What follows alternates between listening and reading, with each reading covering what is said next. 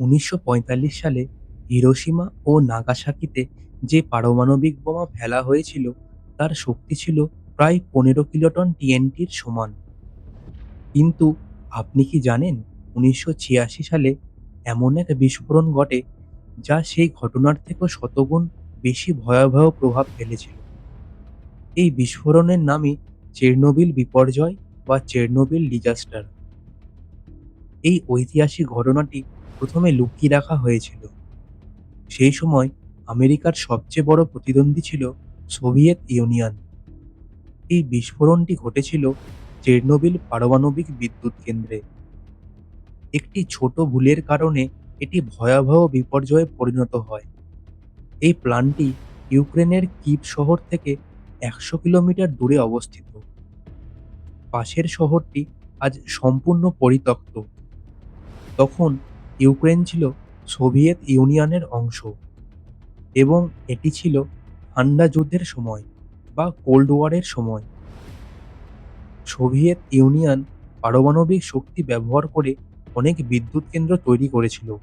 এই চেরনোবিল প্ল্যান্টটিও ছিল সোভিয়েত ইউনিয়নের তৈরি। এই প্ল্যান্টে ছিল ৪টে রিঅ্যাক্টর। রিঅ্যাক্টর ৪ ছিল সবচেয়ে নতুন, যার ওপর আজ এই বিশাল গম্বুজ রয়েছে। প্রতিটি রিঅ্যাক্টর ১০০০ মেগাওয়াট বিদ্যুৎ উৎপাদন করতে পারত, যা তখন সোভিয়েত ইউনিয়নের প্রায় অর্ধেক মানুষের বিদ্যুৎ চাহিদা পূরণ করত। নিউক্লিয়ার রিঅ্যাকশনের মাধ্যমে জল গরম করা হতো এবং তা বাষ্পে পরিণত হয়ে টারবাইন ঘুরিয়ে বিদ্যুৎ উৎপাদন করা হতো। কিন্তু নিউক্লিয়ার রিঅ্যাকশন একটি চেইন রিঅ্যাকশন, যা একবার শুরু হলে নিয়ন্ত্রণ করা কঠিন।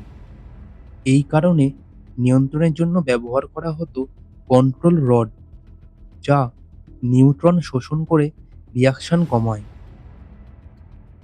কন্ট্রোল রডগুলো বোরন কার্বাইড দিয়ে তৈরি ছিল, কিন্তু তাদের মাথায় ছিল গ্রাফাইট। রিঅ্যাক্টরের ভেতরের তাপমাত্রা প্রায় ১৬০০ ডিগ্রি সেন্টিগ্রেড পৌঁছে যেত, যা সূর্যের পৃষ্ঠের তাপমাত্রার কাছাকাছি। এই কারণে রিঅ্যাক্টরকে ঠান্ডা রাখা অত্যন্ত জরুরি ছিল। রিঅ্যাক্টরের ভেতরে জল সবসময় ঘুরতে থাকত, যেমন গাড়ির ইঞ্জিনে কুল্যান্ট কাজ করে ঠিক তেমনই। কিন্তু ডিজাইনে একটি বড় ত্রুটি ছিল। রিঅ্যাক্টরে জল ১ সেকেন্ডের জন্য বন্ধ হওয়া চলবে না, কারণ রিঅ্যাকশন বন্ধ হলেও তাপ উৎপন্ন হতে থাকে। এই জল পাম্প চালাতে বিদ্যুৎ দরকার ছিল। সাধারণত রিঅ্যাক্টর থেকেই বিদ্যুৎ আসতো এবং ব্যাকআপ হিসাবে ডিজেল জেনারেটর ছিল। কিন্তু সমস্যা ছিল ডিজেল জেনারেটর চালু হতে ৬০ সেকেন্ড সময় লাগত। এই সময় পাম্প বন্ধ হয়ে যাওয়ার ঝুঁকি ছিল। এই সমস্যা সমাধানের জন্য একটি সিস্টেম তৈরি করা হয়েছিল, যাতে রিঅ্যাক্টর বন্ধ হলেও কিছু সময় বিদ্যুৎ সরবরাহ থাকে। কিন্তু এই সিস্টেমের পরীক্ষাও তখনও সম্পূর্ণ হয়নি। ১৯৮৬ সালের ২৫শে এপ্রিলের সন্ধ্যায় রিঅ্যাক্টর ৪ এর সেফটি টেস্ট শুরু হয়। ডেপুটি চিফ ইঞ্জিনিয়ার আনাতোলি দ্যাতলোভের তত্ত্বাবধানে এই পরীক্ষা পরিচালিত হচ্ছিল। নিয়ম অনুযায়ী এই পরীক্ষা ৭০০ মেগাওয়াটে করা উচিত ছিল, কিন্তু তা করা হয়নি। রিঅ্যাক্টরের শক্তি কমাতে কন্ট্রোল রড ঢোকানো হয়, কিন্তু অতিরিক্ত কন্ট্রোল রড ঢোকানোর ফলে শক্তি হঠাৎই কমে যায়। রিঅ্যাক্টরের শক্তি ১০০০ থেকে নেমে ৩০ মেগাওয়াটে চলে আসে। তারপর শক্তি বাড়ানোর জন্য রড বের করা হয়, কিন্তু এতে নিয়মের ভঙ্গ হয়, কারণ রিঅ্যাক্টরে কমপক্ষে ১৫টি রড থাকা দরকার ছিল, কিন্তু সেখানে ছিল মাত্র ৮টি। এর ফলে হঠাৎ শক্তি বেড়ে কয়েক হাজার মেগাওয়াটে পৌঁছে যায়। রিঅ্যাক্টরের ভেতরের জল দ্রুত বাষ্পে পরিণত হয় এবং পুরো সিস্টেম কাঁপতে শুরু করে। পরিস্থিতি নিয়ন্ত্রণ করতে এমার্জেন্সি শাটডাউন বাটন প্রেস করা হয়, কিন্তু ঠিক তখনই একটি ভয়াবহ বিস্ফোরণ ঘটে। এই বিস্ফোরণ ছিল প্রায় ২২৫ টন টিএনটির সমান। এটি হিরোশিমা বোমার চেয়েও ৪০০ গুণ বেশি তেজস্ক্রিয় গ্যাস বাতাসে ছড়িয়ে দেয়। এই দুর্ঘটনা ঘটে ১৯৮৬ সালের ২৬শে এপ্রিল রাত ১টার সময়। এই বিস্ফোরণে ২ জন ইঞ্জিনিয়ার ঘটনাস্থলেই মারা যান এবং আরও অনেকে গুরুতর আহত হন। রিঅ্যাক্টরে আগুন ধরে যায়, যা প্রথমে সাধারণ আগুন বলে মনে করা হচ্ছিল। ফায়ার ফাইটাররা আগুন নেভাতে আসে, কিন্তু এটি ছিল গ্রাফাইট আগুন, যা পানি দিয়ে নেভানো সম্ভব নয়। পুরো শহর দ্রুত খালি করে দেওয়া হয়। প্রায় ৫০,০০০ মানুষকে বাসে করে নিয়ে যাওয়া হয় অন্য শহরে। হেলিকপ্টার থেকে ৫,০০০ টনের বেশি বালি ও মাটি ফেলে ১০ দিন পর আগুন নিয়ন্ত্রণে আনা হয়। তবুও তেজস্ক্রিয় গ্যাস ছড়াতে থাকে।